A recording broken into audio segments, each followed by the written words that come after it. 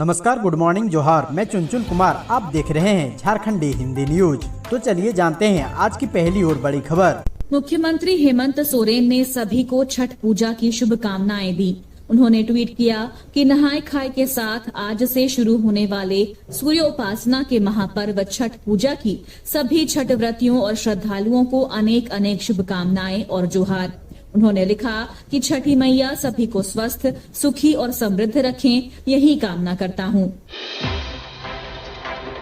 हजारीबाग में toll plaza की barricading खोलने में देर होने पर झारखंड के बरही से कांग्रेस विधायक उमा शंकर अकेला ने टोल कर्मी को थप्पड़ जड़ दिया।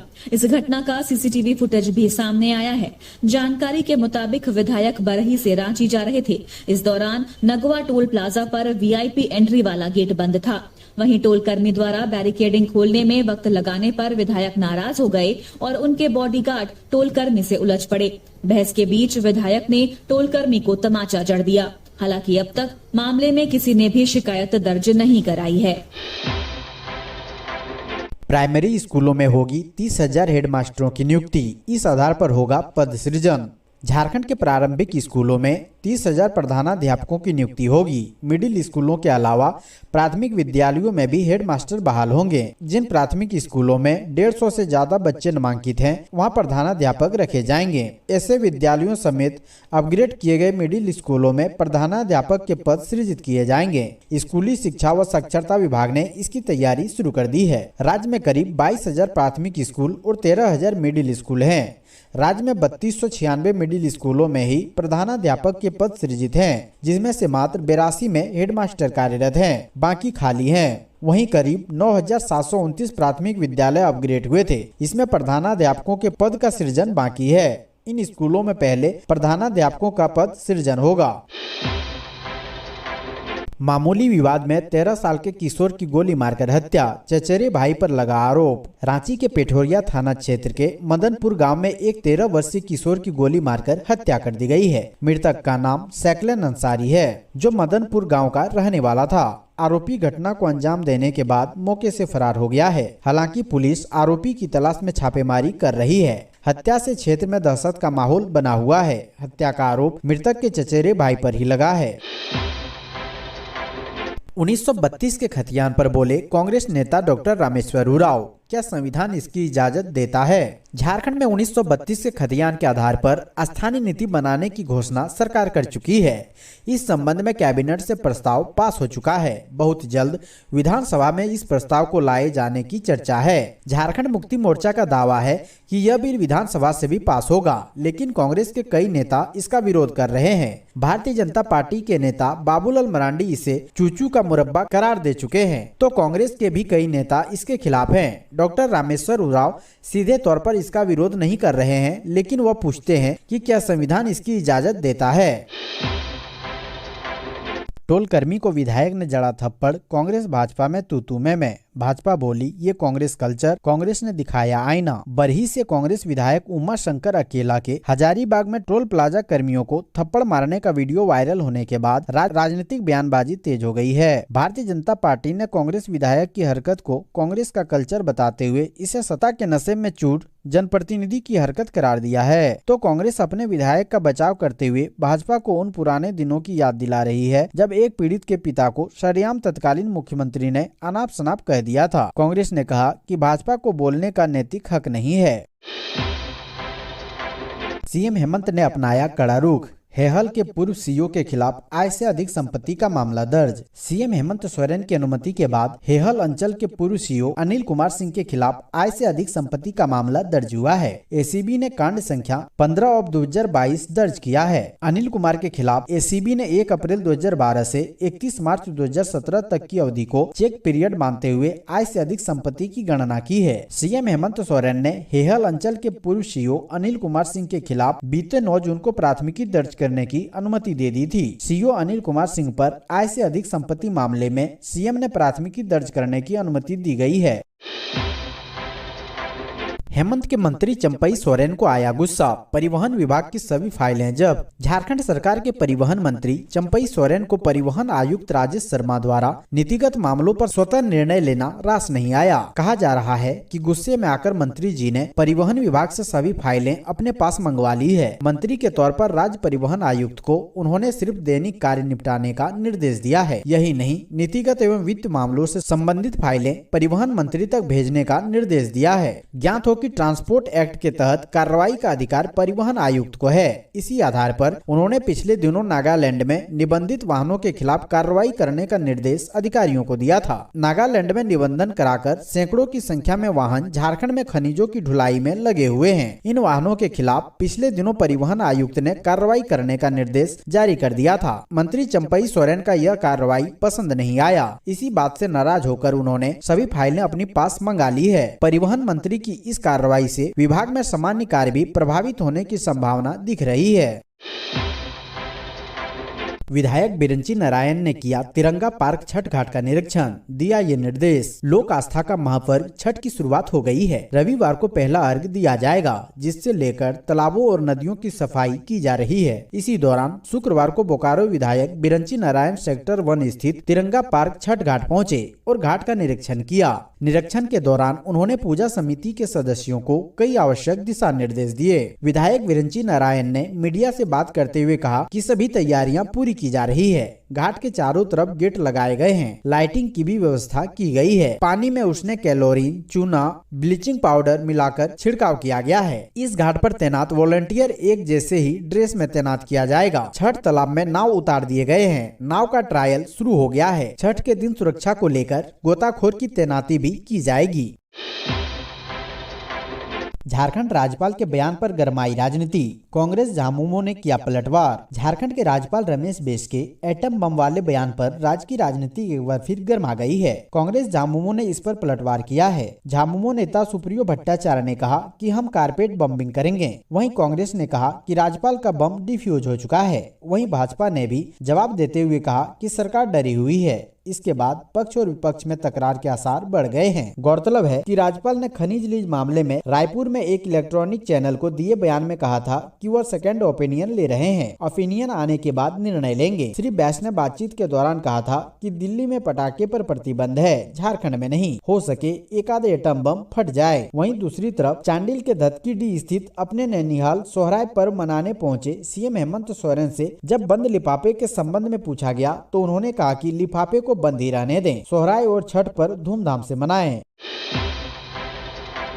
फिट इंडिया फ्रीडम मैराथन में दौड़ा पाकुड़, टोनाई मुर्मू व परमिला हेम्ब्रम बने चैंपियन। आजादी के 75 साल, फिटनेस रहे बेमिसाल। कार्यक्रम के तहत जिला प्रशासन और जिला एथलेटिक्स संघ के अंतर्गत फिट इंडिया फ्रीडम रन 3.0 के तहत मैराथन दौड़ प्रतियोगिता का आयोजन किया गया। प्रतियोगिता में जिले के विभिन्न प्रखंडों से 190 बालक व बालिका प्रतियोगिता में भाग लिया। मैराथन दौड़ प्रतियोगिता की शुरुआत गांधी चौक से हुई और समापन जिला परिषद कार्यालय में हुआ। प्रतियोगिता में बतौर मुख्य अतिथि एसडीओ हरिवंश पंडित, डीएसपी मुख्यालय बैजनाथ प्रसाद व जिला परिषद अध्यक्ष व जिला परिषद उपाध्यक्ष अशोक भगत ने विशेष विजेता प्रतिभागियों को ट्रॉफी देकर पुरस्कृत किया। पुरुष वर्ग में पकुड़िया प्रखंड के टोनाई मुर्मू प्रथम, पकुड़िया के ही सुनील टुड्डू द्वितीय और पकुड़िया के ही संजू मुर्मू तीसरे स्थान पर रहे। पाकुड़ प्रखंड के सुनीराम राय व लखन कुमार चौथे और 5वें पायदान पर रहे। बालिका वर्ग में महेशपुर की परमिला हेम्ब्रम प्रथम, तलझारी की अनीता हांसदा द्वितीय और पाकुड़ की शांति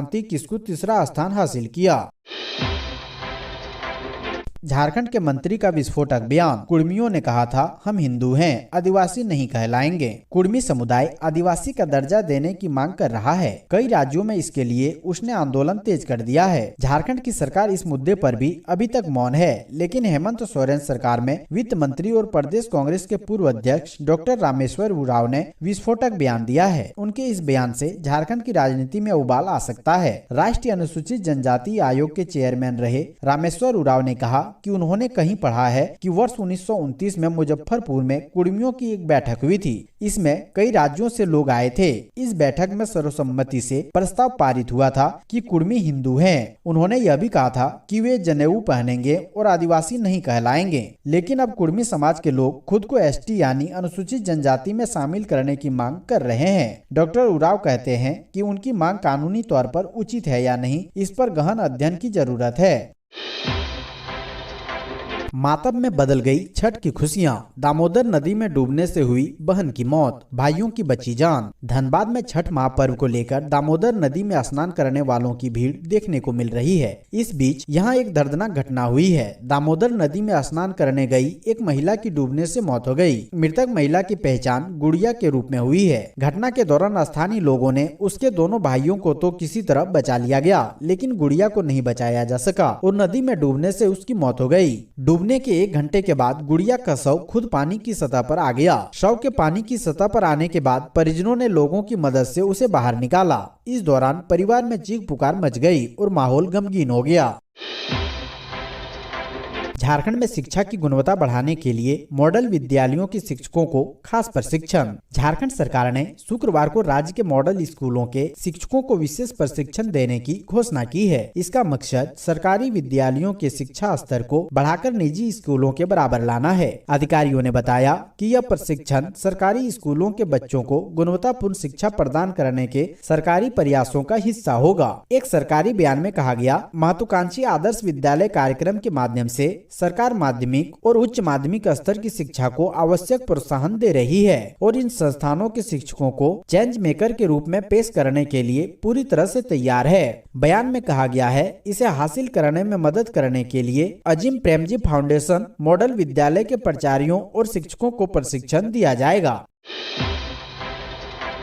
गिरिडीह में स्कूल से लौटकर 10वीं के छात्रा ने लगाई फांसी। स्कूल ने फीस को लेकर किया था प्रताड़ित। गिरिडीह जिले के बगोदर थाना क्षेत्र के दोदलो गांव के छात्र राकेश कुमार पिता लोचन महतो ने घर में फांसी लगा ली। घटना की सूचना पर बगोदर विधायक विनोद कुमार सिंह मृतक छात्र के घर पहुंचे और पूरी घटना की जानकारी ली। उप प्रमुख हिरेंद्र सिंह ने बताया कि परिजनों के मुताबिक मृतक राकेश स्कूल गया था, जहां असेंबली के दौरान स्कूल फीस को लेकर उसे प्रताड़ित किया गया था। इसके बाद घर आकर उसने खुदकुशी कर ली। इस घटना से परिजनों में आक्रोश है। बताया जाता है कि छात्र ने स्कूल से लौटने के कुछ घंटे बाद कमरे को बंद कर लिया और रस्सी के सहारे फांसी लगा ली। बता दें कि मृतक राकेश बगोदर सरिया रोड में संचालित नेहरू पब्लिक स्कूल में 10वीं कक्षा में पढ़ाई करता था। परिजनों का आरोप है कि स्कूल फीस को लेकर मानसिक रूप से उसे प्रताड़ित किया गया है। अन्नपूर्णा देवी ने कहा, समाज के अंतिम पायदान पर खड़े व्यक्तियों को योजना का लाभ मिले। गिरिडीह के नगर भवन में जिला विकास समन्वय समिति और निगरानी समिति की बैठक की अध्यक्षता केंद्रीय मानव संसाधन विकास राज्य मंत्री सह कोडरमा सांसद अन्नपूर्णा देवी ने की। बैठक में राज्य के शिक्षा मंत्री जगन्नाथ महतो, डीसी नमन प्रियेश लकड़ा, विधायक सुदेवी कुमार सोनू व केदार हाजरा, उप मेयर प्रकाश जेठ समेत अलग अलग विभाग के वरीय अधिकारी मौजूद थे। पेयजल एवं स्वच्छता विभाग के 1 और 2 कार्यपालक अभियंताओं को सुस्त कार्य करने पर फटकार लगाई। बैठक को संबोधित करते हुए अन्नपूर्णा देवी ने कहा कि समाज के अंतिम पायदान पर खड़े व्यक्तियों को सरकारी योजनाओं का लाभ मिले। सरिया में रेलवे ओवरब्रिज निर्माण किया जाना है। इसके लिए 20 रेतों की भूमि पर अधिग्रहण किया गया है। रेतों का भुगतान जल्द किया जाना चाहिए। बैठक में गिरिडीह के 208 पीडीएस डीलरों के लाइसेंस रद्द करने का मामला छाया रहा। अन्नपूर्णा ने कहा कि झारखंड में गिरिडीह जिला राशन आपूर्ति में फिसड्डी साबित हो रहा है। इस जिले में सबसे ज्यादा अनाज की कालाबाजारी हो रही है। 3 रुपए का विवाद था बहाना, बदला लेने की नियत की गई थी महिला की हत्या। हुआ सनसनीखेज खुलासा। झारखंड के बोकारो में महज 3 रुपये के लिए हुए मामूली विवाद में एक महिला की चाकू से गोदकर हत्या कर दी गई थी। मामले को लेकर अब जो नया खुलासा हुआ है उसके मुताबिक रुपये का विवाद तो बहाना था। महिला के साथ पहले हुए झगड़े के चलते मोहल्ले के युवकों ने चाकू मारकर उसकी हत्या की थी। हमलावरों ने महिला को बचाने आए उनके दोनों बेटों पर भी चाकू से हमला किया था। वारदात बोकारो जिले के चास थाना क्षेत्र अंतर्गत हाजीनगर इलाके में घटी थी। इस बीच ये बात भी सामने आई है कि आरोपी मोहम्मद जाकिर चोरी और जानलेवा हमला करने के मामले में पहले भी जेल जा चुका है। चास एसडीपीओ पुरुषोत्तम कुमार सिंह ने बताया कि पूछताछ में दोनों आरोपियों ने स्वीकार किया कि महिला से पूर्व में उनका झगड़ा हुआ था, जिसका बदला लेने की नीयत से उन्होंने इस तरह की वारदात को अंजाम दिया।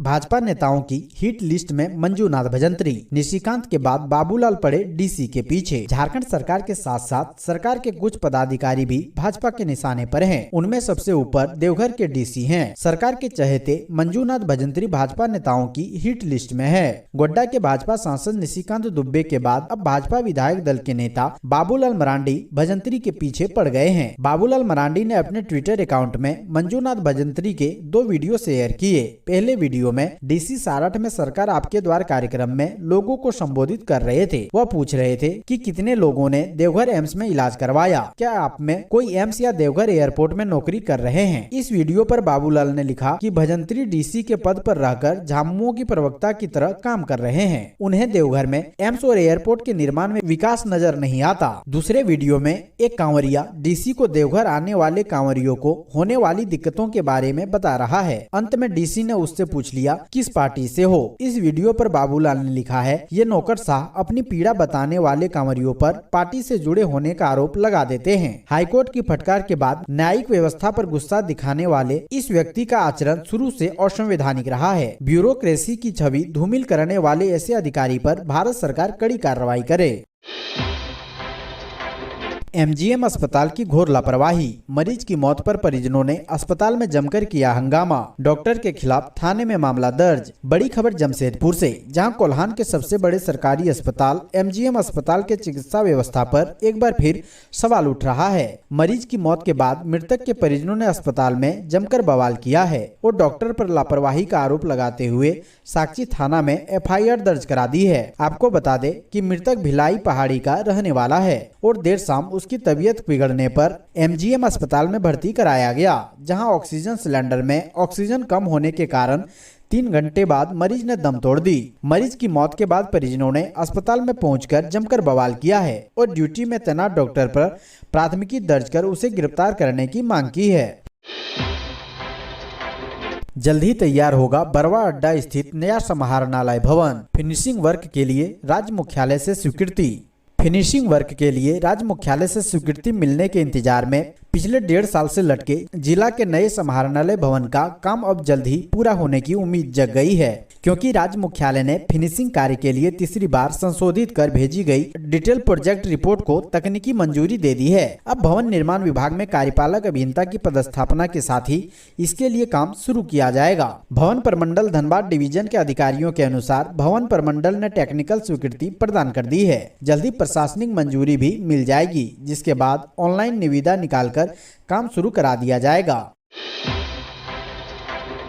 सरायकेला के 6 बालू घाटों की जल्द होगी नीलामी, प्रक्रिया शुरू। सरायकेला जिला में बालू की किल्लत जल्द दूर होगी। इसके लिए जिला के श्रेणी 2 के 6 बालू घाटों का जल्द ही टेंडर होगा। इसके लिए विभाग की पहल शुरू हो गई है। बालू घाटों का संचालन Jharkhand state minerals development corporation यानी JSMDC द्वारा किया जाएगा। JSMDC द्वारा जिला के कैटेगरी 2 के बालू घाटों के टेंडर को लेकर प्रक्रिया पूरी करते हुए टेंडर निकाली जाएगी। इसके बाद बालू घाटों की नीलामी होगी। नीलामी के बाद घाटों से बालू का उठाव हो सकेगा।